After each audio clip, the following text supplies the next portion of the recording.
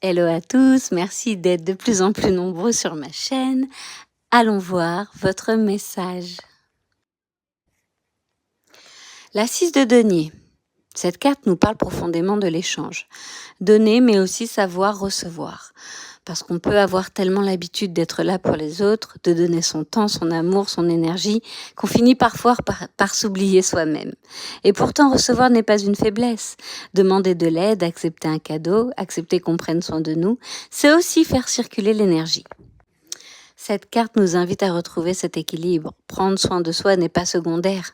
C'est la base pour pouvoir donner avec le cœur sans s'épuiser. Ensuite arrive la 5 de coupe.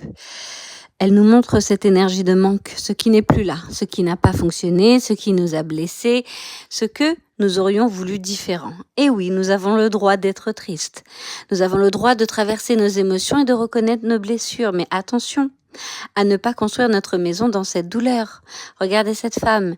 Elle regarde les 3 coupes renversées devant elle, mais elle ne regarde pas celles qui sont encore debout derrière elle.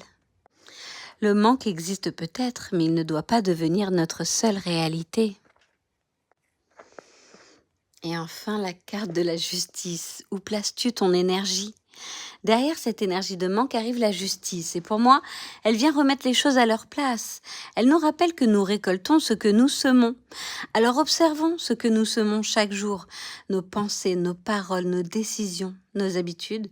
Où mettons-nous notre attention ? Sur quoi nous mettons constamment notre énergie ?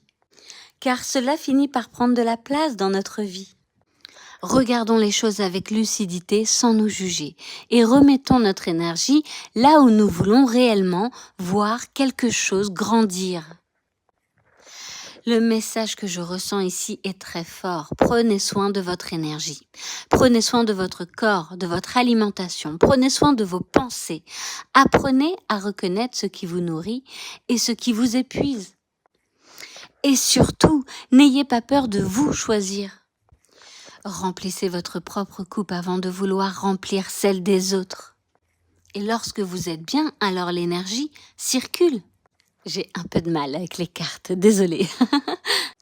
Le message est clair, donnez de l'énergie à vos projets, donnez de l'énergie à vos rêves, à ce que vous voulez créer.